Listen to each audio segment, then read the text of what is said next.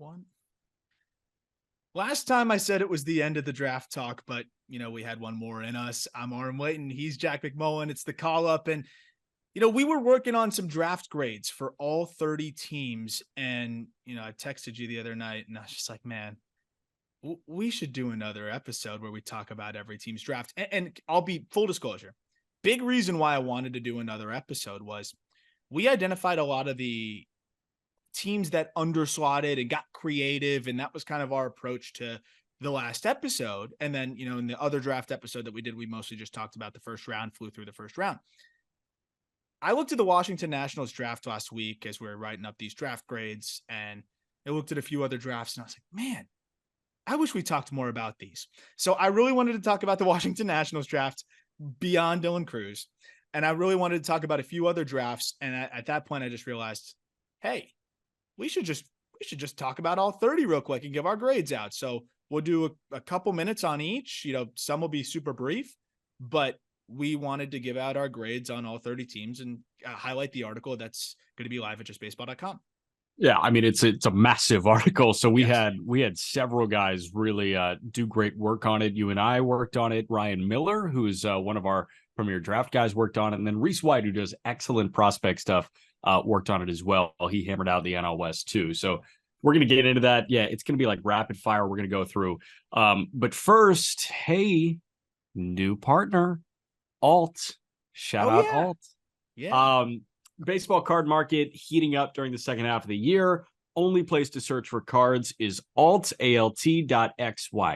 Alt is the only platform that allows you to search all the major marketplaces and eBay at one time. Just download the free Alt app, again, ALT, type a player or card into the search bar, and Alt returns every graded card available for sale.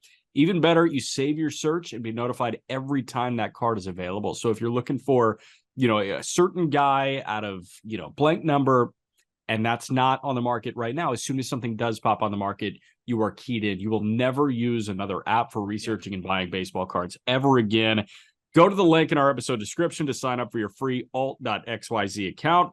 Just Baseball is your one-stop shop for baseball coverage. And I think Alt might be your one-stop shop for things baseball card collecting related. Yeah. So, we're going to do similar to like we used to do with some of those segments on cards to pick up. First of all, I'm going to have those alerts on for me because there's some cards I've been looking for, prospects I'm looking for. Everyone knows that I like to put my money where my mouth is on a lot of these guys. And Alt is the easiest way to survey the market, be able to see which cards are at the right price point, and then also being notified when one is on the market is huge because some of the players that I'm looking for are so obscure that, or just are newer in product that you got to kind of wait and see. This is perfect. Also, using that link helps us out, lets them know that we sent you, and we will be kind of recommending some cards to search on Alt and potentially buy if you'd like to on there as well. I'm a sucker for streamlined stuff.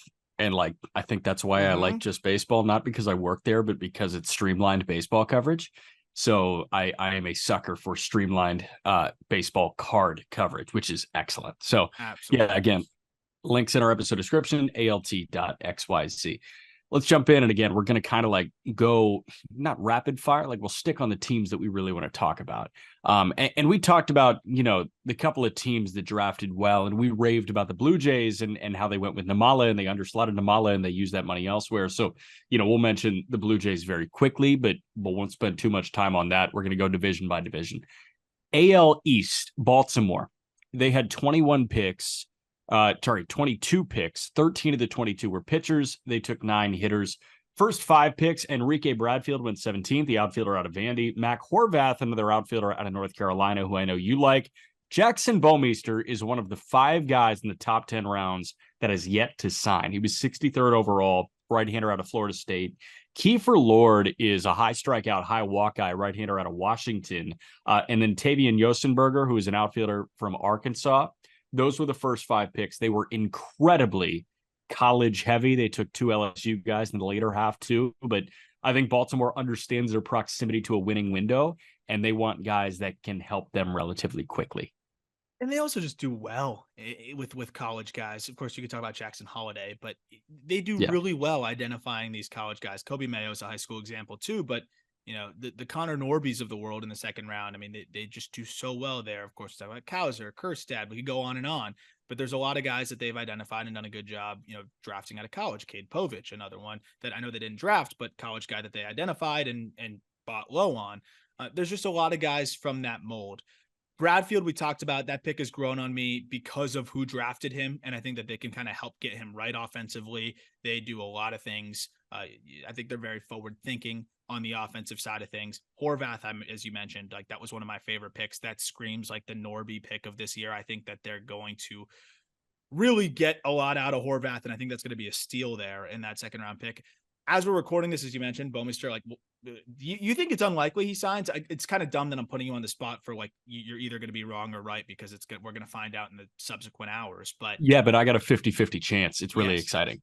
Yes. I think he doesn't sign. I think he's a draft eligible sophomore that goes back. He was underwhelming this past year. Bouwmeester and Lord, and the reason I gave them a B here is because Bouwmeester and Lord were two guys that underperformed this year. Yeah. They have great stuff. They struck out a bunch of guys, but like there were outings where they just did not have it, and those hurt the season numbers. Yeah, I was gonna say, I think a B is fair. Lord is an interesting one because he pounds a strike zone with a fastball and a slider, but I don't know how much there is to dream on there. Like, I'm with you. I think this was a fine draft. What they get out of Bradfield will ultimately determine whether this was closer to an A or closer to a B. And right For now, sure. we can only speak to what's in front of us. If they don't sign Bouwmeester as well, it looks kind of like a B. But again, the Orioles seem to overperform whatever draft grades anyone typically has for them. Yeah, and real quick, last thing on Bradfield. Last three college guys they've taken with their first pick, they underslotted Kauser. Kauser was a mid-major masher, but the previous two guys were some of the brightest stars in college baseball at some of the biggest programs. In Adley Rutschman at Oregon State, Heston Kjerstad at Arkansas. Like you mentioned, Kjerstad. I have faith in Bradfield because he was such a star talent at such a big program. They do a good job of IDing those guys that are some of the biggest names in college baseball, and they did that. Boston spread it out all over the place. 10 hitters, 12 pitchers that they took in 22 picks. Kyle Teal was their first pick.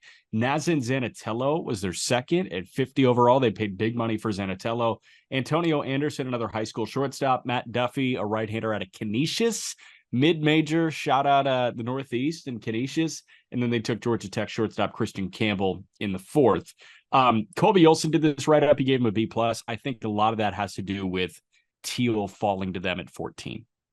Yeah, Teal falling to them was pretty surprising. I'm a big Teal guy. He's going to be a top 100 prospect for us, in our update, and that started the draft on a great note. And then on top of that, Chaim Bloom, I'm pretty critical of Chaim Bloom, but the one thing you can't knock him for is the drafting. He's done a great job with that, and now we're seeing Roman Anthony is the latest success story, not in the first round. Zanatello's got my attention because he's tooled up. He's very exciting.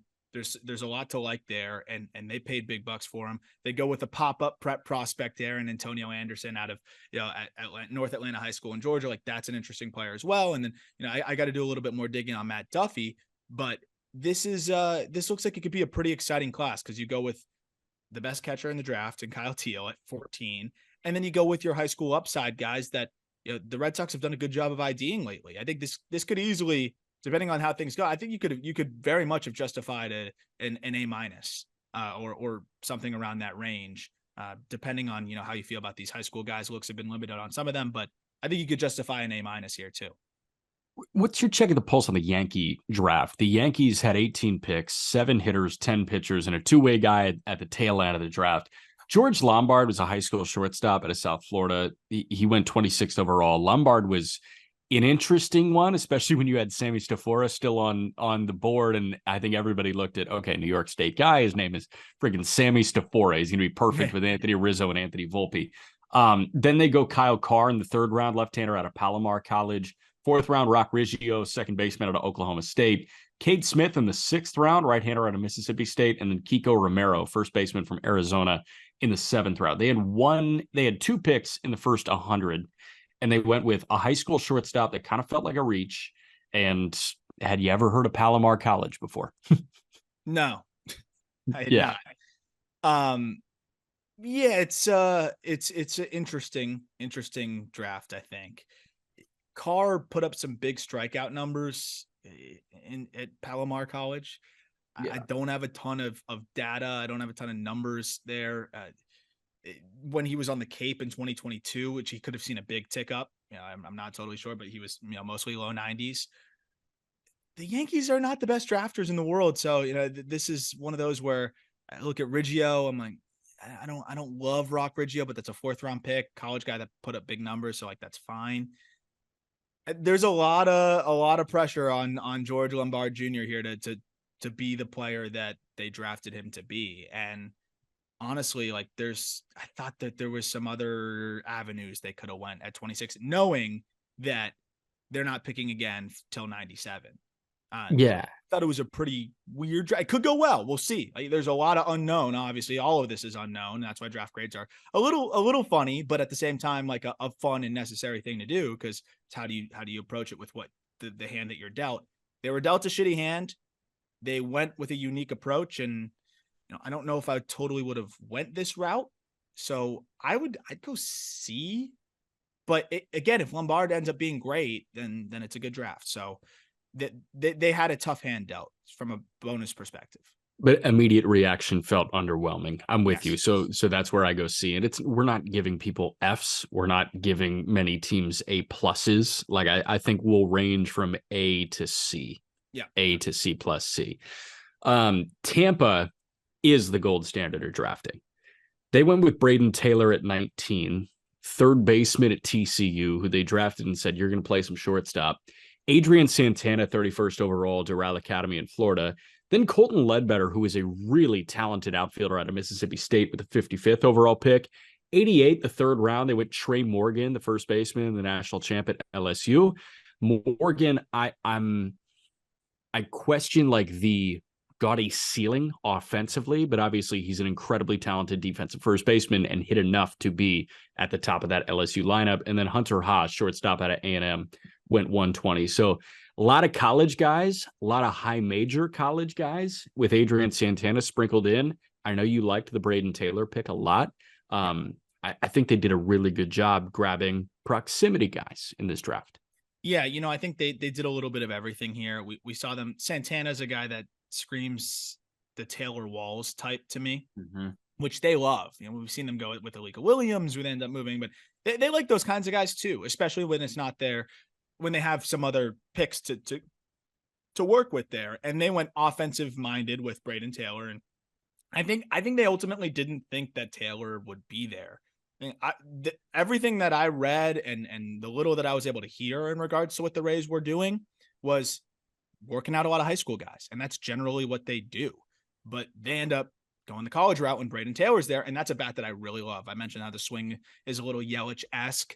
I don't know if he's going to stick it short where they drafted him as, but he could play third. I loved the get of Taylor at 19. I think he's a fringe top 100 guy. Santana, again, really good glove, switch hitter, project, but at the very least, you've got that glove first guy.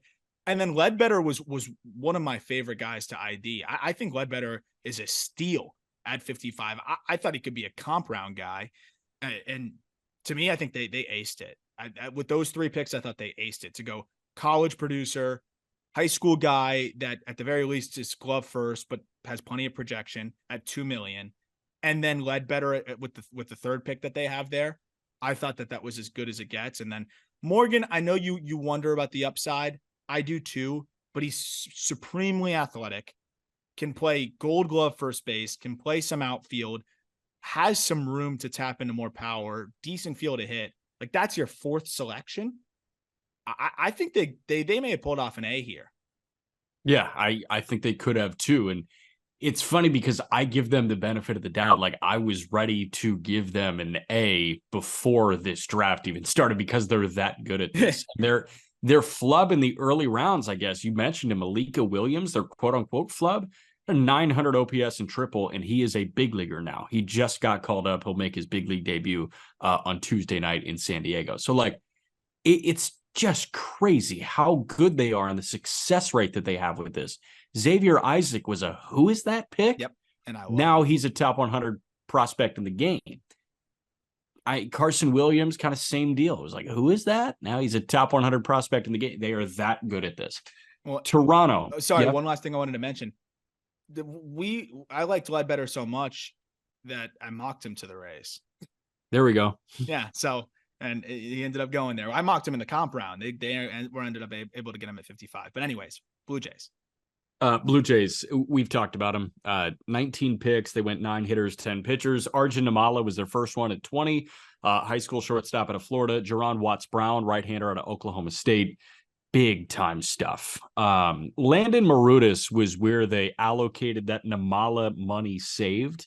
He was 4th round right-hander out of Calvary Christian in Florida. Connor O'Halloran, left-hander out of Michigan. And Jace Barafin, I think, outfielder from Arkansas.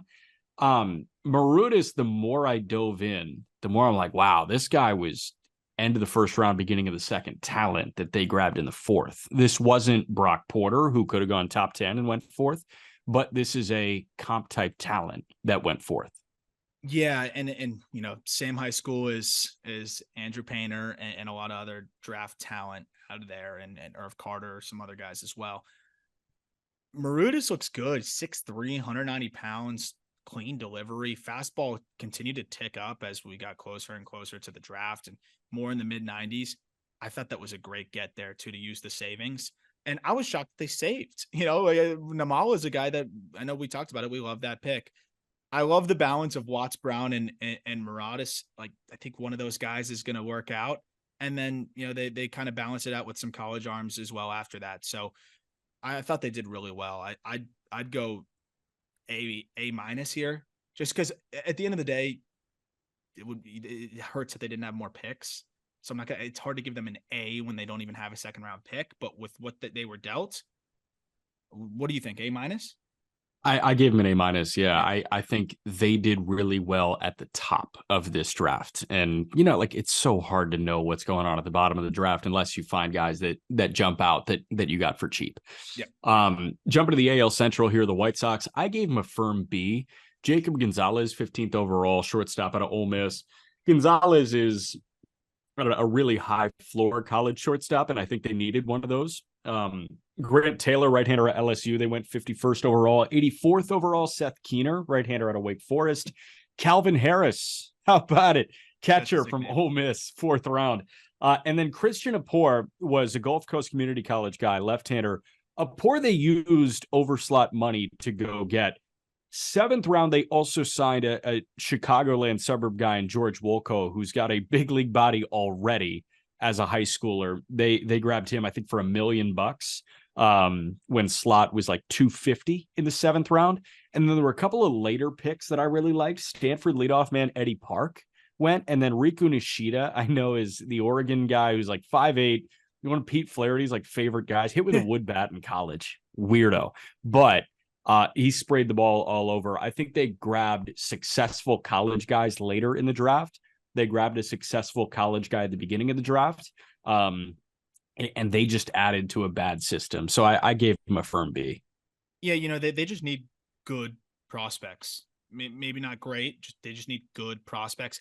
I didn't love Jacob Gonzalez as a top 7-8 pick. I like him at 15. And that's a guy that's going to climb quickly. High probability big leaguer. Boom. You got that. I think what puts them over the top for me, and by over the top, I just mean like above average on this draft class, is Grant Taylor. Taylor's got special stuff. And I know he's coming off a TJ. Okay, who isn't? And it's one TJ here. He'll miss kind of all of 23, and that was part of the reason why he wasn't able to pitch his way into the first round. But I was able to go back and watch some of his Cape starts. His last start on the Cape, which was exactly a year ago, he went 6 innings, 11 Ks, 1-run ball, and that was off of the back of another 6 shutout inning outing. He was fantastic on the Cape, sitting 94, in some shorter outings was up to 97. Fastball can get up to 99. I'm really interested to see how he comes back off TJ, but this could be a really nice get for them. And you can say what you want about the White Sox. They've done a decent job in the last couple drafts at least of identifying some better pitchers. Noah Schultz looks really good. Yep. I think they may have done it again here with Grant Taylor. Yep. All right, jumping to Cleveland here. I gave him an A-, and I think this is solely because of their first two picks. I thought they knocked the first two picks out of the freaking park. Ralphie Velasquez, catcher from Huntington Beach in California, went 23rd overall, 58th overall. Alex Clemmie, a left-hander from Rhode Island, went to the Bishop Hendricken School. Clemmie is a 6'6" lefty that was up to 99 at about 2,500 RPMs. How the real quick, how the hell are these dudes second round picks nowadays? I just don't know. get it. Could you imagine a lefty throwing 99, even back in our day, I could say where we're 25, but I just turned 26. But when you and I were 12, 13 years old watching our favorite teams draft, the lefty was throwing 99. He's going top 3. That was fucking like Aiken and Tyler Kolek. Yeah. Those guys were going right away. It's just so wild that we've gotten here. Anyways, sorry to take us off the track there. No. So they went college after that. Andrew Walters, right-hander out of Miami. CJ Kafis, another Miami Hurricane, an outfielder. And then Cooper Ingle was the catcher at Clemson this past year. So they had 5 picks in the first 4 rounds. But I gave him an A- strictly because I think they found 2 guys that are unique cuts of what they have in that system. I mentioned it at the beginning of the write-up. They grab pitchability-oriented college arms and their stuff ticks up. I said Shane Bieber, Gavin Williams, Tanner Bybee, Logan Allen, right? Those are 4 guys that are exactly that. They also like identifying bat-to-ball oriented center fielders, and they like bat-to-ball oriented shortstops, whether it's an international free agency or it's via the draft. Stephen Kwan, Will Brennan, Brian Roquillo, Angel Martinez. Velasquez totally bucks that trend. He's much more like DeLauder than he is Will Brennan, Stephen Kwan. And Clemmie bucks that trend. He's more like Tristan McKenzie than he is Bieber and Bybee. Yeah. But Velasquez, I really like the bat. And that's why I was like, of course, the Guardians took him. And then Walters, man, this guy's a data darling. Some like this is one of those dudes kind of similar to Chase Davis. Some have him as one of the top pitchers in the draft. Some don't even pay attention to him. He threw strikes. His release point, kind of similar. We were talking about Brian Wu in the Mariners episode, top prospects in the Mariners system. Low VAA, fastball takes off, crazy whiff numbers on the heater, slider's good, changeup barely threw it, but showed a decent feel for it when he did throw it. This is a guy that, again, this could be kind of another one of those Guardian success stories. And then Kafis, I got some looks at in person on the Cape. The power didn't quite show itself the way I was hoping, but the feel to hit, as you mentioned, kind of fits the mold. He's definitely an above average hit tool guy. That's going to be a very, very good bat to ball guy, I think almost immediately. I liked that pick a lot too. I thought I had a late second round grade on Kafis from what I saw. So I thought that was a great get for them. I think they're borderline A here because I love Velasquez as well. I didn't have much on Clemmie, but given that he's a lefty with that kind of upside, you got to love that on top of getting Walters. I'd go A. I know you went A-, but I'd go A. Yeah, I was probably conservative. I just immediately defaulted like, okay, you're either a B or B plus, and if you're really good, you're an A-. If you're not, you're a B-. I was harsh on Detroit. I went C- on Detroit, and I think that they did some good creative things. Jim Jarvis, Alabama shortstop in the 11th. They paid Andrew Dunford in the 12th round, Georgia high school right-hander.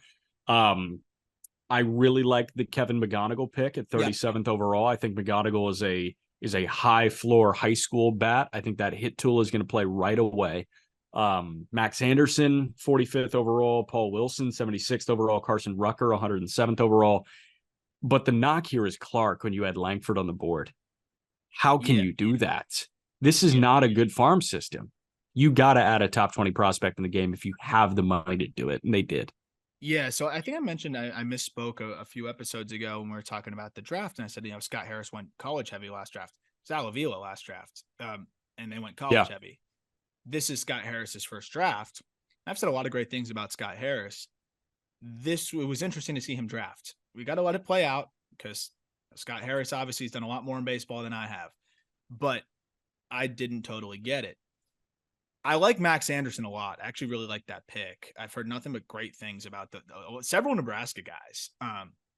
EVs are really strong. Bat to ball skills were really impressive. Numbers were great. I actually really, really like the Max Anderson pick. I like the McGonigal pick. I think otherwise they had a pretty darn good draft. It was really frustrating that they went Clark for that amount of money when they could have went with Wyatt Langford. If Clark turns into a superstar, then Scott Harris can have the laugh. We don't need to rehash the whole conversation, but I'm taking Wyatt Langford every single day of the week, not thinking twice about it, especially given where Detroit is at.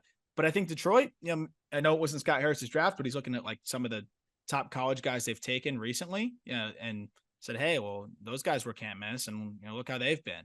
So, and maybe that's how he felt, but yeah, I definitely wouldn't have went Clark here, unfortunately. But Clark's still a very good prospect. Will be top 50 guy on our update, and there's no doubt in the talent. First round pick is going to have the greatest bearing on the draft grade, I think. And then your creativity elsewhere, I think probably finishes the job. But when you fumble the bag like that at 3, it's hard for me to give you above a C minus. Yeah. Kansas City, Jared Perkins gave them a B minus. Jared Perkins does great stuff. Almost away from the ball field, hosting Behind the Seams on the Just Baseball Network. Great pod about what these guys do to kind of get their mind off of baseball. Mm-hmm. 9 hitters, 11 pitchers, a two-way guy at the end. Blake Mitchell was their 8th overall pick, catcher at a Sinton High School in Texas. Blake Walters, a Chicagoland right-hander at a high school, 44th overall. Then they went an outfielder out of Louisiana Lafayette, Carson Rocafort. Hero Wyatt, right-hander out of Staples High School in Connecticut, and then a lefty from Vandy in Hunter Owen in the 4th round. B minus, I think Jared was probably skewing negative after the Mitchell pick, and they did some good stuff after that. I thought Hero Wyatt was a good pick, that Connecticut right-hander who's got crazy stuff. But yeah, Mitchell's the one that makes it sour, I think. Yeah, and you know what? I didn't love the Mitchell pick. I think he could still be really good. We talked about that, but when you save $1 million, more than that, more than $1 million on the Mitchell selection, and it allows you to go get Walters, who they gave 2.8, so they gave him almost all of those savings, and then used whatever was left of the savings to put that towards Hero Wyatt. This we know this org needs pitching. The way I look at it is like, okay, in a vacuum, don't love the Mitchell pick. Don't like a high school catcher at 8. But if they traded back to, I don't know exactly what pick is a 4.9 value. Do you know off the top of your head? I don't. I think that's probably in like the 20 to 25 range. So let's say they traded the 8th pick for a pick in the 20s and then moved their 2nd round pick into the late 1st and moved their 3rd pick into the early 2nd. Like that's kind of what they did there. And I thought they executed well otherwise. Wyatt's very intriguing, and Walters, you spoke on him a little bit, like 6'4", 210, $2.8 million. Like this guy has big upside. They swung for the fences with some exciting high school arms. I think that's exactly what they needed to do. Would have maybe gone a different route from Mitchell, sure, but maybe not that many guys were willing to take $1 million underslot at that spot, and they liked Mitchell, so I'm okay with it. I'd give him a B minus, maybe even closer to a B. 4.9 is almost exactly what Matt Shaw signed for at 13, and that was exactly slot value. Okay. Yeah. I'd definitely rather have Matt Shaw. Yeah, I think me too. All right, let's jump to Minnesota here, and this could be a massive swing depending on what happens, I guess, before you hear this podcast. We assume Walker Jenkins is going to sign with Minnesota before this 5 p.m. deadline. We're recording on Tuesday, the 25th. They took Jenkins at 5. That was like the biggest gift ever that Walker Jenkins fell to them at 5. There was no other pick that made sense at 5 as soon as Jenkins fell. Charlie Soto, I love the pick at 34th overall in the competitive balance round A. This dude has stuff out the ass. South Florida right-hander. Luke Keschel, second baseman out of Arizona State, went 49th overall to them. Brandon Winokur, high school outfielder from California, 82. And then Tanner Hall, who threw a ton of innings for Southern Miss this year, was the Friday guy. It was Hall and Waldrop that were the 2 best pitchers at Southern Miss in 22. Hall stayed put in Hattiesburg. Waldrop, we'll talk about a little bit later with the Braves, but Hall went 114. I've got it at B plus right now, based on, like lack of, I guess, sex appeal after the first 5 picks. But this drops from B plus to D plus if Jenkins doesn't sign. Yeah, no, I mean, it's a disaster if they don't sign Jenkins, because you look at what they're going to get, you get the comp pick back, sure. You're not going to get a player, very unlikely that you get a player of Jenkins' talent falling to you again next year. I think they know that. I think it's very unlikely that they don't sign him. It'll be really funny though if, by the time this episode's out, that they didn't, because that'll kind of show you how shocked we will truly be. Also, Walker Jenkins and Vance Honeycutt next year sharing an outfield at North Carolina would be nuts. I know. I wouldn't hate seeing Walker Jenkins go to school. It would be electric. But yeah, I mean, there's been reports that, he wants to go to school. I know Peter was talking about that too. And so I'm sure he has a number. And if they're not meeting it, he's not going to budge. So I'm sure that's a little game of chicken, and the Twins will obviously cave. He knows the leverage he has right here. He has no business falling to 5 there. And they're not getting somebody that good next year. They're just not. I don't see it happening. But you said, is it pronounced Keschel or Keschel? I think it's Keschel. Keschel. Great contact rates. Good field to hit, high floor, middle infield guy. I thought they did well. I love the upside to get Soto and Jenkins. That alone, I think, puts them, at a B+. I'm with you. Yeah. All right. AL West. How do we want to do? Do we want to split it into American League and National League, or no? I think we can fly through these. Yeah, let's just rip it. AL West, Houston, 12 hitters, 8 pitchers. Bryce Matthews, shortstop in Nebraska, went 28th overall to them. Alonzo Treadwell, right-hander out of UCLA, went 61st. Jake Bloss was the Big East pitcher of the year. He was the 99th overall pick out of Georgetown. Cam Fisher, an outfielder out of UNC Charlotte, and then Chase Jaworski, a Colorado high school shortstop, were their first 5 picks. Bryce Matthews was interesting. Bryce Matthews, he was almost, I don't want to say 1-year wonder because he was mid-800s OPS through his first 2 years, but he exploded this year. I always kind of view those guys as the Mitch Trubisky's. How good really are you? Yeah. So they took a 1-year guy, but listen, it's the Astros. They know what they're doing. Jake Bloss was a really interesting one to me because the Big East is not a power conference in college baseball whatsoever. But Bloss was an SEC caliber pitcher throwing in the Big East, and he dominated. And the big thing with Bloss is the velocity ticked up as the year went on, and he got better and better and better. I liked that pick a lot. That might have been my favorite pick they made. Treadwell is a pure projection thing. He's 6'7". I think there's a lot to figure out there. But again, the one thing the Astros do really well is get those cameras set up, optimize the mechanics, and get more out of you. So if they see something there, they see something there. Bryce Matthews was a very Greg Jones pick to me. When the Rays went with Greg Jones, bet on your development system, go for a crazy athlete. He was a legitimate football prospect as well. We'll have to wait and see on Matthews. This could just be one of those where I just think that the risk in the first round versus the upside that they were able to get or not get in the subsequent rounds. To me, I'm with you on the C+. It's all in on the development. Let's see how they develop. If they develop well, then it's not a C+. But as it stands right now, by talent accumulation, I'd go C+. And we grade pure development. B- for the LA Angels from me, because it's just so LA Angels. It's all right. Perry's got a type. We're just ripping it. Nolan Shanwell, mid-major masher, went 11th overall, first baseman out of Florida Atlantic. Alberto Rios was their next pick, Pac-12 Player of the Year out of Stanford.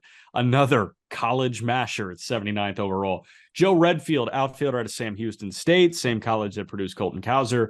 Chris Clark, they went with a Harvard right-hander in the 5th round, and then 6th round they went with Cam Minacci.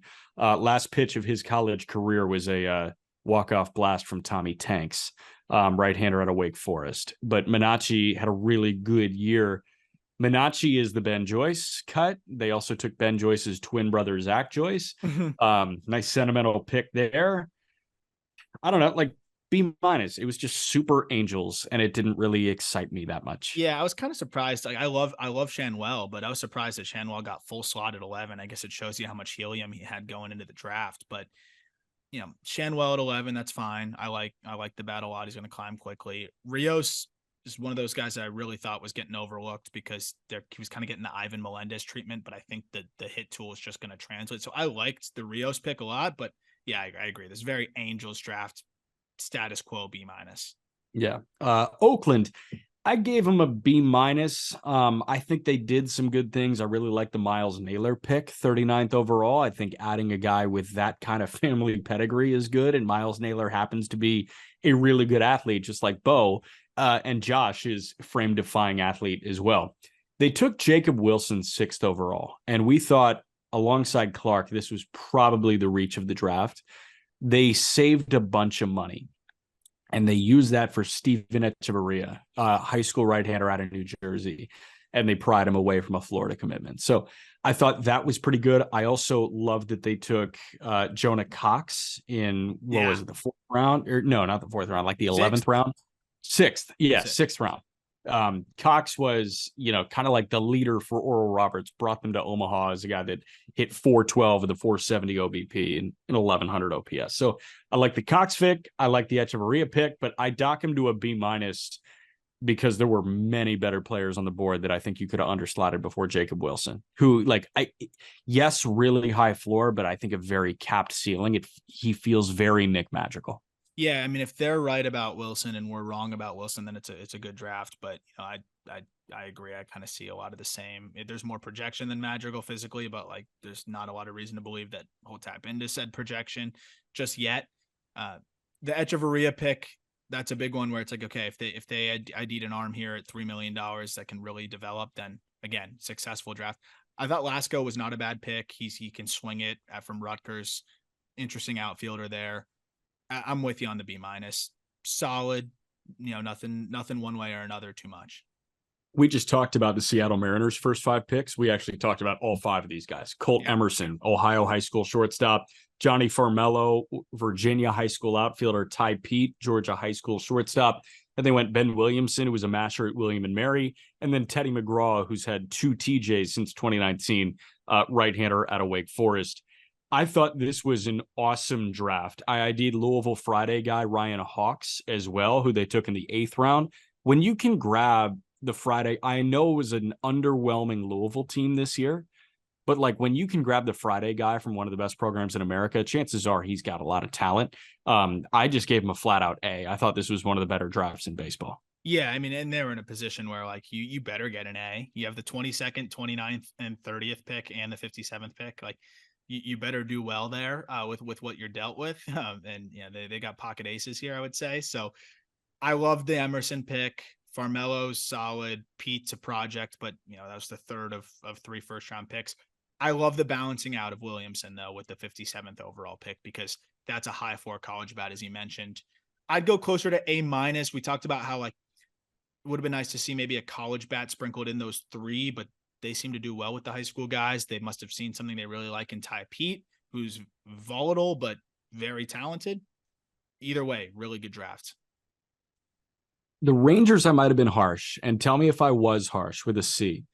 Langford was like the easiest pick ever at 4. If Langford got to Texas at 4, they were going to take him. That's just how that worked. Langford signed for slightly over slot. Their next pick was in the 4th round. They took a right-hander out of Santa Clara named Skylar Hales, who is high 90s. He's a reliever immediately. Like, he's a reliever. Alejandro Rosario is a guy that has stuff, but has, I think, a career ERA at Miami around 6. It's 6.5. Here we go. There was just nothing really going on here after the Langford pick. I thought the Langford pick was easy. You could put a 10-year-old in the lead chair and say, oh yeah, like that guy's got crazy numbers at Florida. He was really good. Take him. I thought this was kind of a chalk 4th overall pick. And then after that, they could have gotten way more creative and they didn't. Yeah, I would go C plus just because they got Wyatt Langford at 4, even though I know it was an easy pick. He's still on their team. Yeah.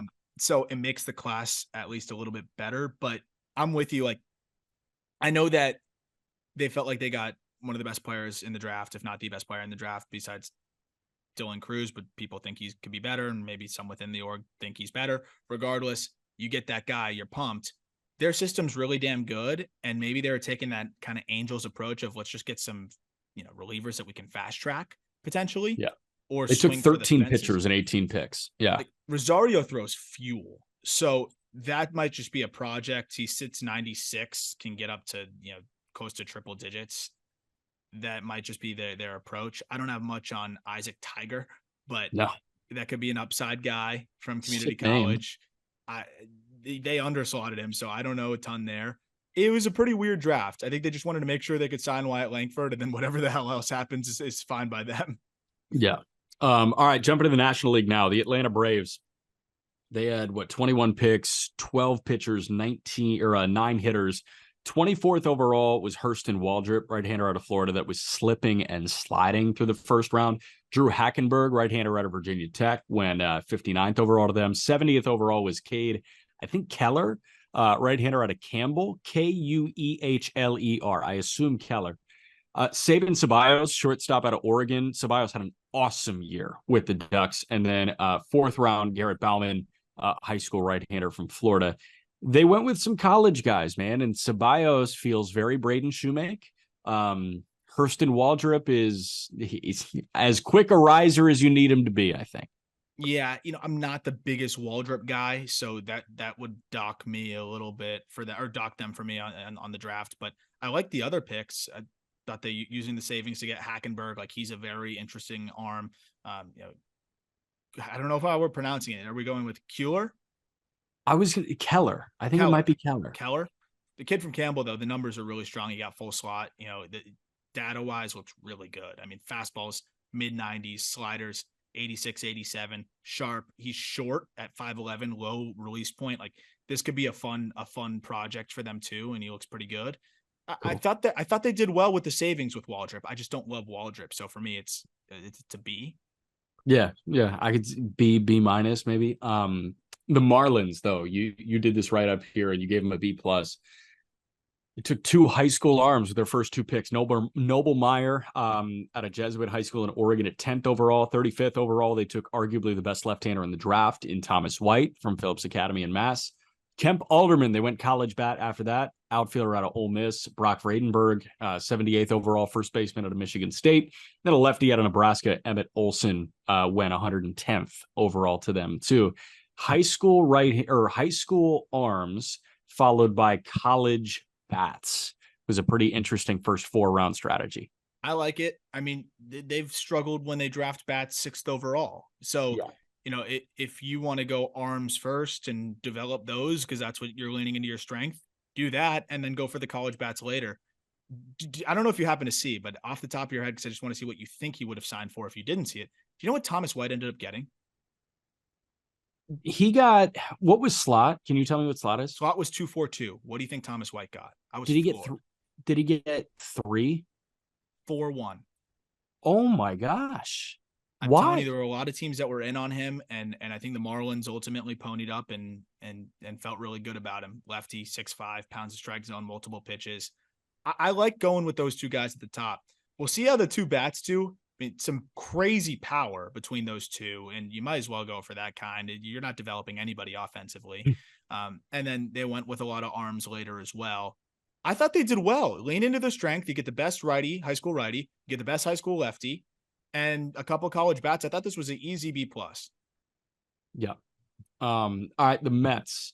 You like the Colin Houck pick at 32. I don't know much about Colin Houck. I really love this Sproat pick at 56. I thought that was an awesome selection. Sproat hit 101 in Omaha, and he might have been juiced up, but like, dude, 101's 101, man. And Sproat kicked ass. Nolan McLean, two-way player out of Oklahoma State, was an interesting pick too in the 3rd round. 101st overall, they went right-hander out of Nevada, Cade Morris, and then Wyatt Hudipole, right-hander out of UNC Charlotte. I thought the first two picks were damn solid. Did you see like much creativity after that? You gave him a B. No, I saw almost no creativity. I saw a team that was looking for the next Mike Vassell with the subsequent like 5 picks, but I love the Sproat pick. I think he could be better than Waldrop. I think he will potentially be better than Waldrop. Houck, to me, was tools across the board, slightly above average tools across the board, just gets overlooked. I did not like the McLean pick, and I thought that kind of hurt them for me. This dude's not going to hit. He's not a two-way player. There's way too much whiff there, so he's going to probably go to the mound. We haven't seen him pitch that much. You could point towards Cade Horton and see, oh, look how it went there. I don't know if he's that kind of arm. That was the one pick, the more I looked into it, I didn't love the McLean pick as much. And then they went with a lot of like lower ceiling college arms later on, though, I thought the kid from UNC Charlotte was pretty decent, but yeah, just kind of a meh draft, but I love the Houck Sproat combination at the top. Got you. Phillies bit the bullet on Aiden Miller. Aiden Miller was slipping and sliding. Miller was probably 10 to 15 talent. but he fell to 27 for them, Florida high school shortstop. So they go and grab Miller, Devin Saltaban, shortstop out of Hilo High School in Hawaii. Tayshawn Walton is a freak athlete, outfielder from IMG Academy. Then they went George Klassen, right-hander out of Minnesota, and then a right-hander out of Missouri State, Jake Eddington. So the Phillies, 18 picks, 10 hitters, 8 pitchers. Miller boosts their grade immediately. The Phillies, like, I don't know, they have such a thin system. Yeah. All their prospects were first-round picks. Like, I don't know. So it's really just like first-round pick, and then everybody else, like, hey, if you're good, you're good. Like Logan O'Hoppe was a 30th rounder. Ben Brown was like a 33rd rounder. So I don't know. The pop-ups come out of nowhere. We probably have no idea who the pop-up is in this draft, but did you think they did well with Miller? I thought they did well with Miller. There's a lot of risk there. Also, by the way, I wanted to mention with the Mets, Boston Barrow was a nice get for them to overslot as well. Yeah, high school shortstop kind of helped solidify that B instead of a B- for me. Yeah. But Phillies, I think Miller slipped because of some hit tool concerns. I don't think that the Phillies care that much that late in draft. Went for the upside, got the upside, but then it kind of strapped them cash wise the rest of the draft, and they they didn't get that creative. They went pretty much slot for the rest of the guys and kind of just played it that way. So I thought they did fine. I thought they went with some upside on some underrated high school guys that weren't scouted entirely heavily, but yeah, I don't know. There just wasn't much creativity here. Yeah, I'm totally with you. All right, let's jump to Washington. You wrote this one up. You gave him a very high grade. Dylan Cruz, 2nd overall. If you don't know, outfielder out of LSU, top 10 prospect in baseball. Yohandy Morales at 40, 3rd baseman out of Miami.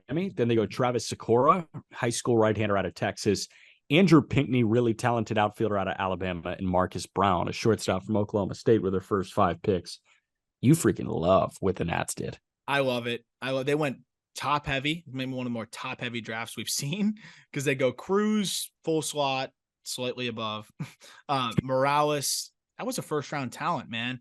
I know that there were some hit tool concerns. I thought he was more of a back end first rounder, but I didn't think he was the 40th overall pick. He got well over a slot, and that's a first round talent to get. And then Travis Sikora, as far as I'm concerned, he's a first round talent. He got paid like 1-2. He also got 2-6. Right hander out of Texas, your classic 6'6" Texas right hander up to 90, upper 90s, can flirt with triple digits. To get that guy in the 3rd round, that was really exciting. They had to punt on round 6 through 10. Going $20,000 signing bonuses with all of those picks, but I think it's worth it with the upside that they got 3 first-round talents. Yeah, they totally did. It's hard to not give the Washington Nationals, an A- or an A because of Cruz. And then you got 2 other first-round picks, or first-round talents, borderline. Like that's. And I like Pinckney too. Yeah, so Pinckney's no slouch either.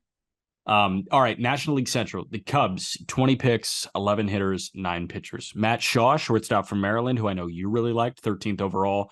Jackson Wiggins, who's one of the 5 guys taken in the first 10 rounds that has yet to sign. We will see what happens there. Wiggins, college guy, though, right-hander out of Arkansas. Josh Rivera, who was not the SEC Player of the Year, Cruz was, but Rivera was up there at Florida. He and Langford were kind of the 2 big boppers in that lineup, along with Caglione, whatever. 81st overall. Will Sanders, right-hander out of South Carolina. And then Michael Carrico, catcher from Davidson, 149th overall. All 5 of their first 5 picks were D1 college guys. Yeah. Cubs wanted to do this. I loved the Shaw pick. I mean, big power potential. He's not going to play short. He's going to play 2nd or 3rd, but big power. Wiggins kind of makes or breaks this class, though, right? Like that's ultimately what it's going to be. And the thing is, I'm not the biggest Wiggins guy in the world. We talked about how he struggled. Big arm. If they can develop him, then there's something to like there. But we'll see. Rivera, I thought was a good get. Sanders is solid. I think it's just a solid B. But again, if they don't sign Wiggins, then that might slide a little bit. Yeah. Ryan Miller gave him a B. Ryan Miller gave the Cincinnati Reds an A, and I couldn't agree more. 8 hitters, 12 pitchers, 1 two-way guy taken. Rhett Lauder went 7th, right-hander out of Wake Forest. Ty Floyd, the right-hander out of LSU, who had a start to remember in Omaha, went 38th. 43rd, just like Cam Collier last year, they took the slider of the draft in Sammy Stafora. shortstop out of Walter Pennis High School in New York. Hunter Holland, lefty out of Arkansas, 74th overall. And then Cole Schoenwetter, 105th overall high school right-hander out of the state of California. Lauder and Floyd made this, but they grabbed a first-round guy that should have been a New York Yankee, 43rd overall as well. Yeah. I thought they crushed it. I mean, Stafora, I thought was a borderline late first rounder. To save money on Lauder is crazy. Floyd was one of my favorite, kind of quote unquote under the radar. Maybe he became very on the radar. College arms, and that fastball is going to play. And then they have enough savings to go get Schoenwetter, who's a very talented high school arm out of California that they were able to sign away from a commitment there. So I thought they aced this, man. But between the high school talent and the college talent and the upside across the board, easy A for me. Yeah. Miller gave the Brewers, Ryan Miller gave the team that formerly inhabited Miller Park, now AmFam, a B. Brock Wilken went 18th overall. They took 16 pitchers and 21 picks, but Brock Wilken, third baseman out of Wake Forest, went 18th overall. Josh Noth, 33rd overall, Long Island arm. Mike Bove, third baseman out of Nebraska, Omaha. Guy that is kind of positionless, a little bit like Wilken.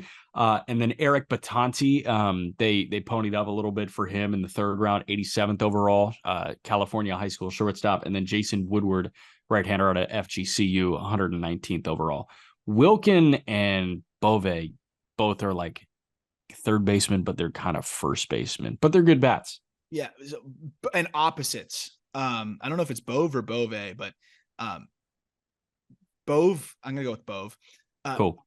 Best, I think, arguably one of the best hit tools in the draft. I mean, elite bat to ball skills. And I thought that was actually a good get. I thought anyone who grabbed him in that range that's a solid pickup, high probability, big leaguer in some capacity. I just think Wilken whiffs too much. I thought that was a reach at 18.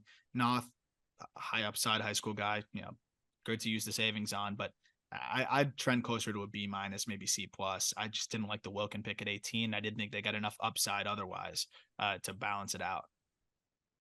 All right, jumping to Pittsburgh here. Paul Skeens, 1-1, right-hander out of LSU.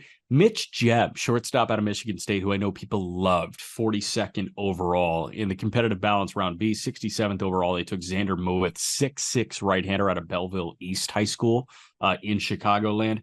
Garrett Forrester, third-round pick out of Arizona, third baseman out of Arizona State, went third round. And then Carlson Reed, a righty out of West Virginia. Skeens, best college pitching prospects in Strasburg.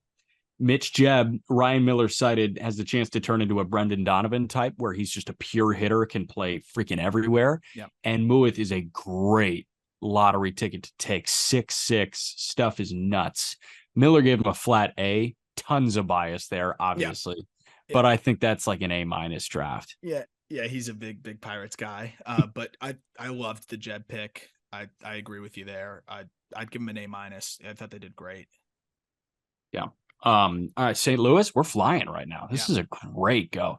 Actually, do you want to spend the next 10 minutes talking about Skeens? No, we talked plenty about Skeens, but I will say one thing on Jebb, 94% zone contact. Holy hell, man. That'll play. All right, St. Louis, 19 picks, spread them out evenly, 10 hitters, 9 pitchers. Chase Davis, 21st overall, outfielder out of Arizona. Then they went Travis Honeyman, an outfielder out of Boston College. Quinn Matthews, the guy that threw 295 pitches in an outing. It felt like, 160 or something? Quinn Matthews, lefty out of Stanford, went fourth round to them. Zach Levinson, college outfielder out of Miami. And then Jason Gabagool, right-hander out of Maryland. Chase Davis was a guy that we mocked 6 to Oakland.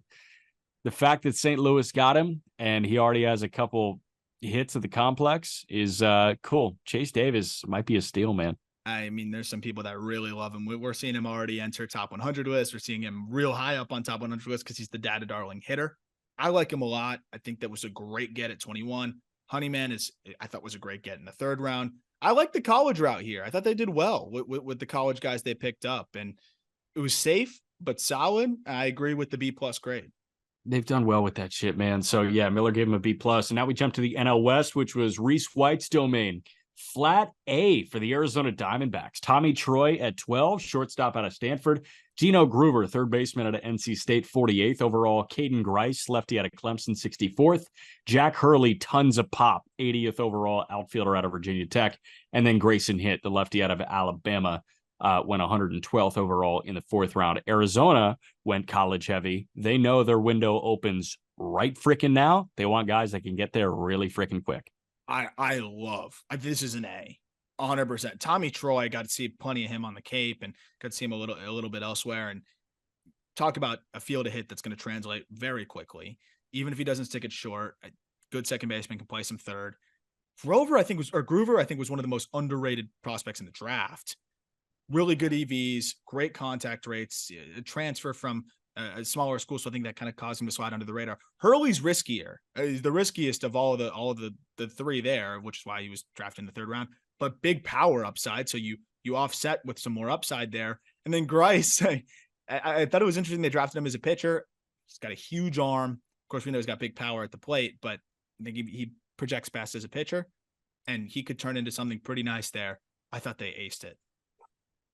Colorado, Reese White's first sentence is like very funny. He gave him a firm C. The Rockies understand that the best method to entice pitchers to come and pitch in Coors Field is by selecting them in the draft. Yes, pretty much spot on. Four of their first five picks were college pitchers. The only other one was a college catcher. So the guy that's going to catch all the college pitchers. Dolander, 9th overall, right-hander out of Tennessee, Chase Dolander. Sean Sullivan, lefty out of Wake, went second round. 65th overall was Cole Carrig, that catcher out of San Diego State. A high schooler or a right-hander out of South Carolina, Jack Mahoney, no high schooler, 77th overall. And then Isaiah Coupe, maybe he's a little Francais, lefty out of Ohio State. College pitchers. Welcome to the Colorado Rocky experience. It's fine. I don't love Dolander at 9. I don't think that he's in the best spot to flourish. Sullivan has pitched well, but I think he's more of like college success prototype than a guy that's going to translate, really, really well professionally. But it was okay pick. I think Reese was a little harsh, but I think they're more of a C+. Reese was very harsh with the LA Dodgers. Very harsh. A D, lowest grade that we've got for the LA Dodgers. Kendall George, high school outfielder from Texas, 36th overall. Jake Geloff, third baseman from Virginia, 60th overall. Then you go high school right-hander out of state of Tennessee, Brady Smith, 95th. 127th overall in the fourth round, lefty out of Florida State, Wyatt Crowell, and then 136th overall, you go Dylan Campbell, the outfielder out of Texas, who hit the crap out of the ball this year. Campbell's good. Campbell's high floor outfielder, limited ceiling. Kendall George is, I think, where Reese had the issue. 8 hitters, 13 pitchers, 1 football player. They took DJ Uyunglele with their last pick, the quarterback for Oregon State.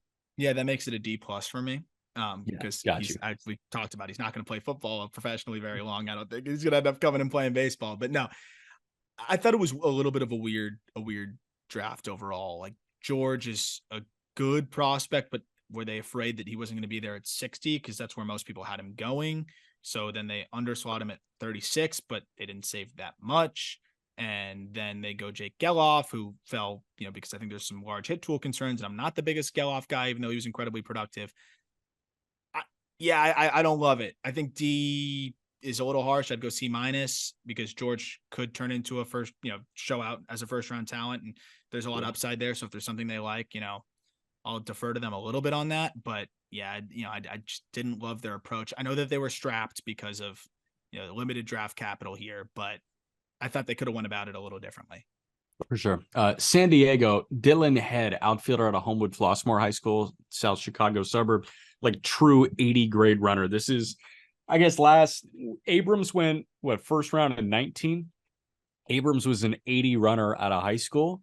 Obviously, less hit, less power for Dylan Head, but another 80 runner out of high school that the Padres take with their first pick. 96th overall, didn't pick again until the third round. JD Gonzalez, a catcher from high school in San Juan, I think. Homer Bush Jr., outfielder out of Grand Canyon, went in the fourth round. 6th round, Jay Beshers, second baseman out of Duke. And then 7th round, Tucker Musgrove, a two-way player from the University of Mobile, which I assume is in Mobile, Alabama. They didn't pick much at all to make impact. I thought Head was a good pick, and Reese White gave him a B-. Yeah, they swung for the fences with Head, and then Bush, very high floor, low ceiling type guy, minimal EVs, good athlete, and then we'll see what they've got there with JD Gonzalez. I thought it was just kind of a status quo draft, but the Padres do well with the draft, so status quo could be good for them. There we go. And then San Francisco to wrap up, 12 hitters, 8 pitchers, and a two-way guy. Two-way guy went 16th overall. Bryce Eldridge, high school Virginia guy. I mean, what is it? He's high 90s on the hill, and he's got some juice. Yep. There we go. Eldridge, Walker Martin, Colorado high school shortstop, went second round. 69th overall.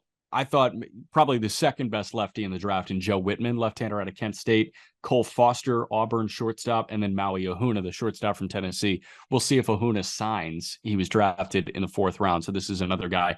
I think this can be a big swing, and Reese gave San Francisco a B. I would have honestly said B+ or A-. Yep. If Ahuna doesn't sign, I think I drop down to a C+. I'm going B+ as well. I'm a little more bullish than Reese also. I thought the Martin pick was a pretty nice get there. And then also you mentioned Whitman. He was throwing on the Cape leading into the draft. I really like Joe Whitman, and boosted his stock with a pretty standout start. He went 5 innings of shutout ball, no walks, 9 Ks, was sitting 93. And that's after, throwing full season at Kent State. I think that really kind of was enough. I'm sure the Giants had a lot of scouts there where they said, hey, let's get this guy here. Let's make it happen in the 3rd round. He continuously pounds the strike zone, multiple pitches, 6'4", room for more. I thought that pick kind of put them over to the B+ territory for me. Yeah. All right. That's it, man. We just walked through all 30 teams. We did it. And if you enjoyed that, please leave a rating, help us grow the show, subscribe to our YouTube. And if you missed the Mariners top prospects, check that out. That is out on all platforms as well. Look forward to talking more prospects with you later this week. We're going to do some interviews with players, a lot more keeping up with just promotions, everything going on across the minor leagues as we get down to the final couple.